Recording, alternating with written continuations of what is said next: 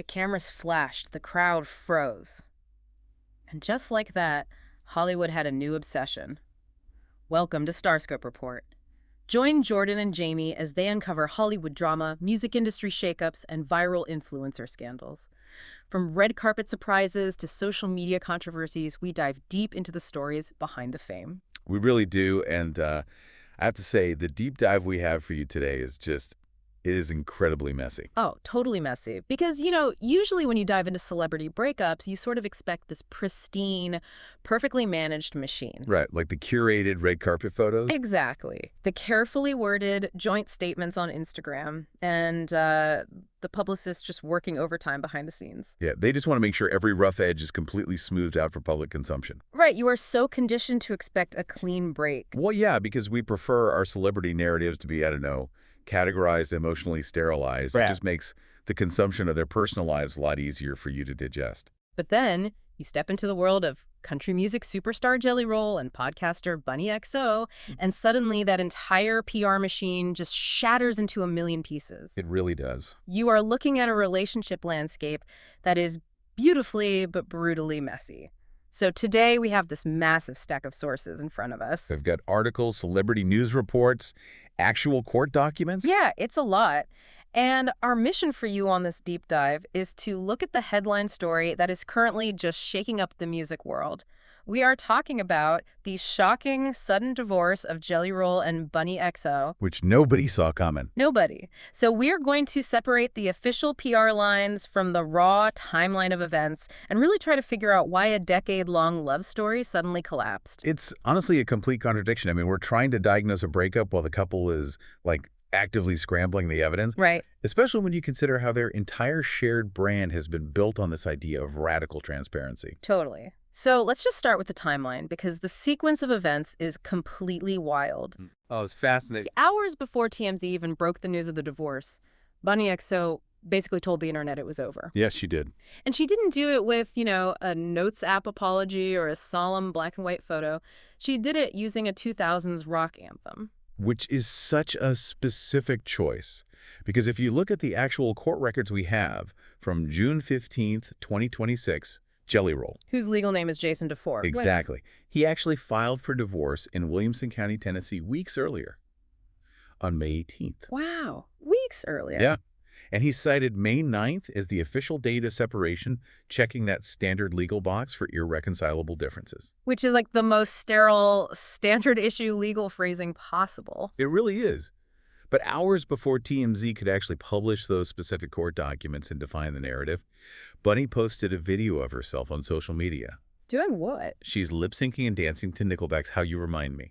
And she captioned it with a single word. She just wrote, "banger," alongside a kiss emoji. Oh, wow. And you really cannot ignore the specific lyrics she highlighted in that video. Definitely not an accident. No, because she chose the verse, it's not like you didn't know that I said I love you and I swear I still do, and it must have been so bad because living with me must have damn near killed you. Could she be any louder? And she didn't stop there. She followed that up with a photo from a recent photo shoot in, this pink lingerie. Oh, right. Back by that Metric song, Help I'm Alive? Exactly. And she added this tiny text reading, "She's getting her sparkle back." Then she posted another screenshot reading, "Come here, let me show you what love feels like," playing J. Cole's Power Trick. So instead of issuing a press release, she basically deployed this calculated trail of pop culture breadcrumbs? That is exactly what it was. But wait, hold on. Let me play devil's advocate here. Posting a metric ton of cryptic song lyrics and lingerie photos isn't necessarily controlling the narrative, is it? I mean, isn't it just a different, much messier kind of PR? Well, she's still manufacturing an image for her audience, right? She's just using a mood board instead of a publicist statement. Why be so cryptic when her whole persona is supposed to be about being radically unfiltered? Okay, you could definitely argue that it is just a modern form of spin. But I'd push back on calling it mere PR. Why?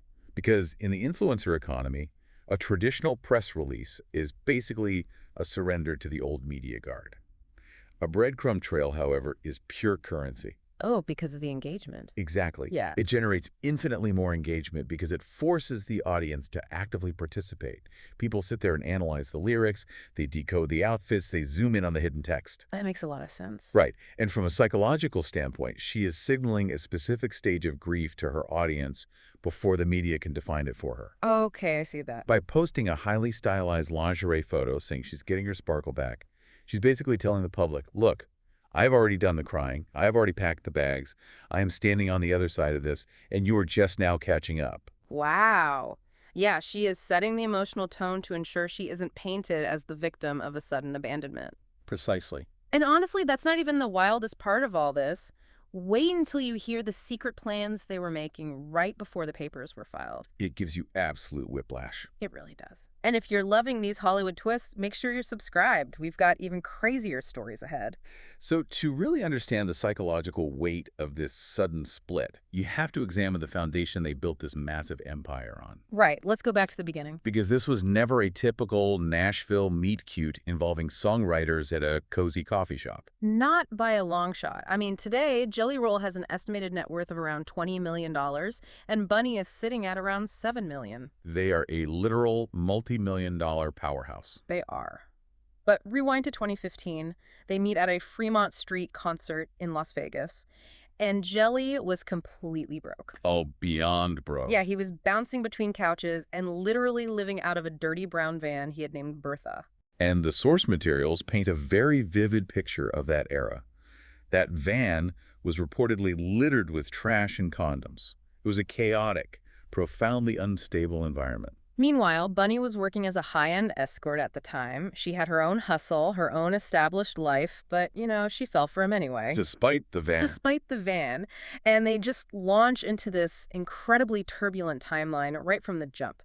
They decide to get married on August 31st, 2016, at a Vegas chapel. But here's the detail that completely disrupts any traditional romance narrative. Oh, yeah, this is wild. Jelly had just welcomed a baby boy, Noah Buddy, with another woman merely 1 week prior to their wedding day. Just a week before. Yeah.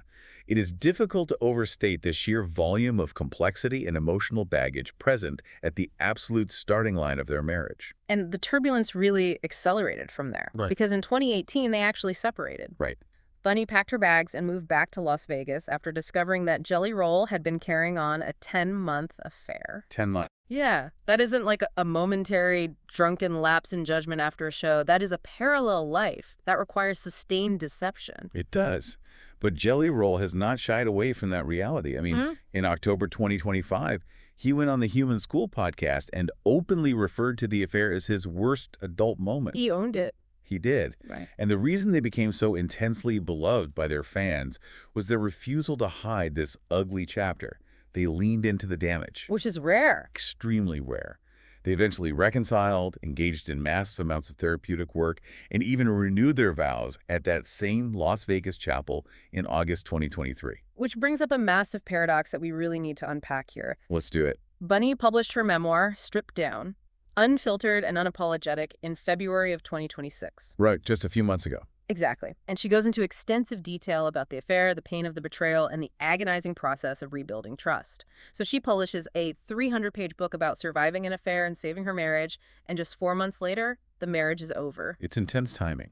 It's like writing a comprehensive manual on how to rebuild a house while the roof is actively caving in on your head. Well, when you monetize your own redemption arc, you create a very specific kind of trap. A trap. How so? Think about it. When an entire brand is constructed on the concept of radical honesty and overcoming trauma side by side, it breeds an immense, almost suffocating pressure to perform your healing for the public. Oh, wow. I never thought about it like that. You cultivate an audience that becomes deeply personally invested in the narrative that love conquers all, even infidelity, even addiction, even the darkest parts of your past. So wait, are you suggesting they only stayed together recently to protect the brand they built? Not necessarily just to protect a financial brand, no. But the brand creates an ecosystem where failure is exponentially more painful to acknowledge. Because everyone is watching. Exactly. When you sell people the cure to relationship trauma, you aren't allowed to be sick anymore. Acknowledging that the marriage is failing again means you aren't just letting down your partner. You're dismantling the hope of millions of people who bought the book, who listened to the podcast, and who see your relationship as living proof that their own broken lives can be fixed. That is heavy. It's a huge burden. You have to keep smiling on the red carpet, even if the structural foundation is cracking behind the scenes. And that pressure to perform for the public didn't just stay in her memoir. It followed them straight onto the biggest stage in music, which makes the timeline of their breakup incredibly jarring. The Grammys. Yes, we are talking about going from a Grammy stage declaration of life-saving love to filing divorce papers in just 3 months. February 2026 is the critical anchor point here. They walk the Grammy red carpet holding hands. Jelly Roll wins Best Contemporary Country Album. Which was huge for him. Massive. It served as a massive, validating triumph for an artist who spent years grinding in the underground rap and country scenes. And his acceptance speech was an absolute phenomenon. He is up there deeply emotional, declaring to the entire world that he would have ended up dead or in jail, and explicitly stating that he would have killed myself if it weren't for Bunnie and Jesus. Yeah, he put it all out there. It was this raw, visceral tying of his literal survival to her presence in his life. But what's really crazy is that simultaneously, during that exact same month, they were publicly documenting a highly vulnerable, deeply personal medical and emotional journey. The in vitro fertilization. Exactly. IVF. Yeah.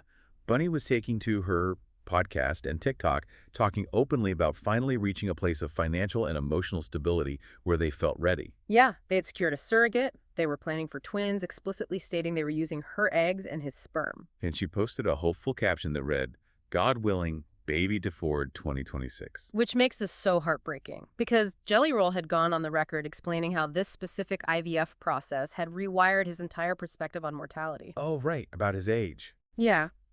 He mentioned that he used to only plan on living to 55, assuming his lifestyle would catch up with him.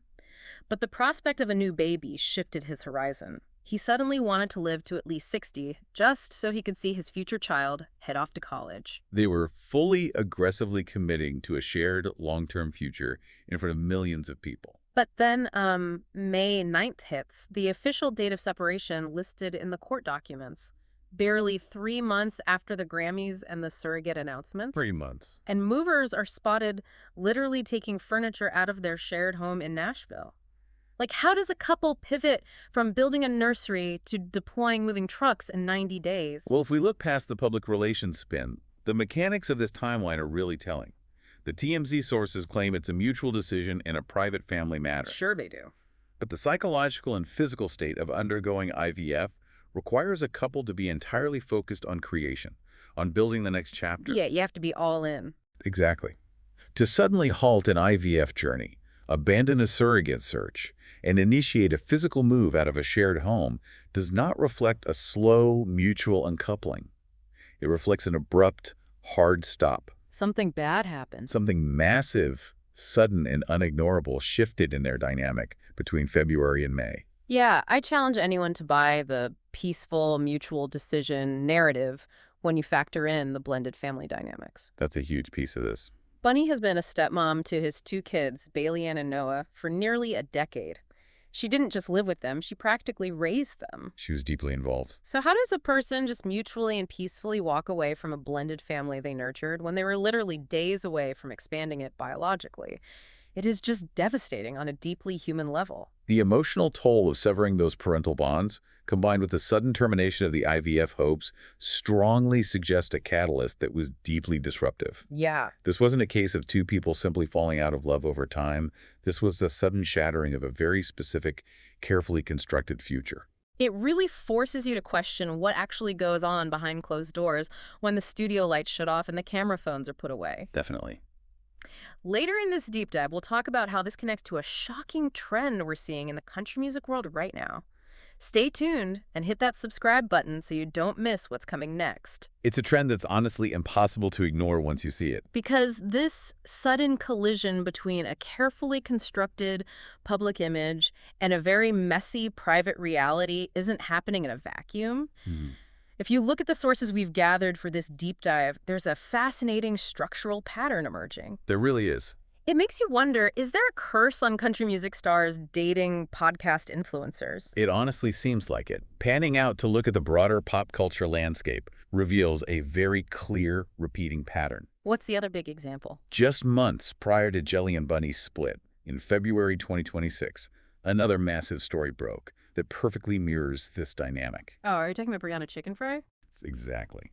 Influencer and podcaster Brianna Chicken Fry went on Logan Paul's Impulsive podcast and dropped a massive bombshell regarding her breakup with country superstar Zach Bryan. Oh my gosh, yes.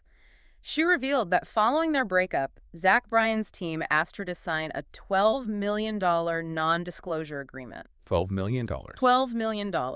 And the terms attached to that money were absolute insanity. It would have banned her from social media and completely restricted her from working in the public eye for 5 years. It's essentially a gag order on her life. Yeah. And furthermore, she publicly slammed his sudden 2025 marriage to someone else as a deliberate dig at her. So let's examine the mechanics of that $12 million NDA, because the specific terms reveal exactly why these relationships are so volatile. Right. 5 years of silence for an internet personality isn't just a temporary hiatus. It is a career death sentence. Oh, for sure. In the influencer economy, irrelevance is swift. That $12 million wasn't a parting gift. It was a calculated buyout of her future earning potential. That's so manipulative. He was treating her platform and her ability to speak about their relationship as a massive corporate liability that needed to be completely neutralized. But, I mean, is it really fair to compare the two situations? Why wouldn't it be? Well, Zach Bryan is trying to drop a financial anvil on his ex to enforce absolute silence and erase the relationship from the internet. Whereas Jelly Roll and Bunnie seem to run in the exact opposite direction. They monetize their trauma by telling us everything. That's true. They wrote the book, they do the podcast, they post the TikToks. They are utilizing two completely different strategies. They are different strategies, but they are reactions to the exact same culture clash. Oh, interesting. How so? In both relationships, you have massive country music figures. These are artists who trade heavily on an aura of authenticity, blue-collar roots, and a traditional Americana mythos. Right, they have this salt-of-the-earth image. Exactly. They possess an image that requires a certain level of mystique to maintain. And they partnered with women who built massive, lucrative platforms, Bunnie with the Dumb Blonde podcast, Brianna with Barstool Sports, by being unapologetically vocal, modern, and hyper-transparent. Ah, so it is the traditionalist country mythos colliding head-on with the overshare generation. Precisely. Influencers build their empires on relatability and unfettered access. Their core product is their own life. Right. Their audience feels a parasocial intimacy with them. So when a high-profile relationship ends, the fallout isn't just a personal tragedy to be mourned privately. It immediately becomes prime real estate for content. Heartbreak literally becomes inventory. Exactly. Zach Bryan recognized that threat to his traditional image and tried to buy silence to preserve the mythos.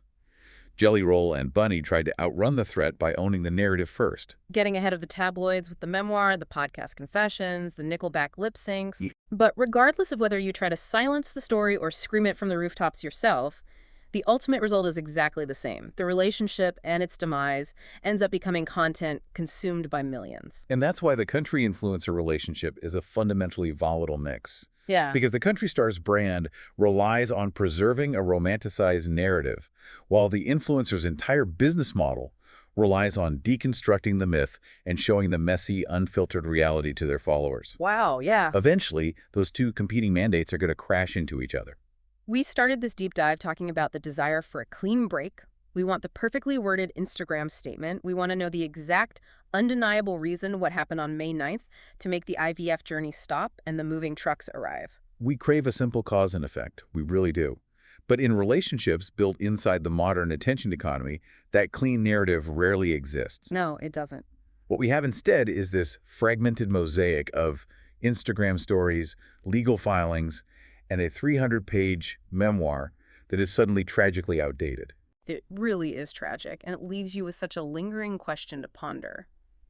For a couple whose entire brand, empire, and wealth was built on the premise of radical honesty, on bleeding for their audience, and on overcoming the absolute darkest parts of their respective pasts together, what happens to their individual identities now? That is the million-dollar question. When your entire public persona is tied to being the savior or the saved, who are you when the relationship ends? Well, when authentic love collides with the insatiable demands of the attention economy, the casualty is often the very identity you built. Will the real reason for the sudden May 9th split eventually come out in a highly anticipated 300-page sequel? Uh-huh. Will it be immortalized in a devastating acoustic country ballad that tops the charts? Mhm. Or will it ultimately be buried under a $12 million NDA? The only certainty is that the audience will be watching closely, waiting for the next breadcrumb. You've been listening to Starscope Report, where Jordan and Jamie uncover the stories shaping Hollywood, music, and pop culture.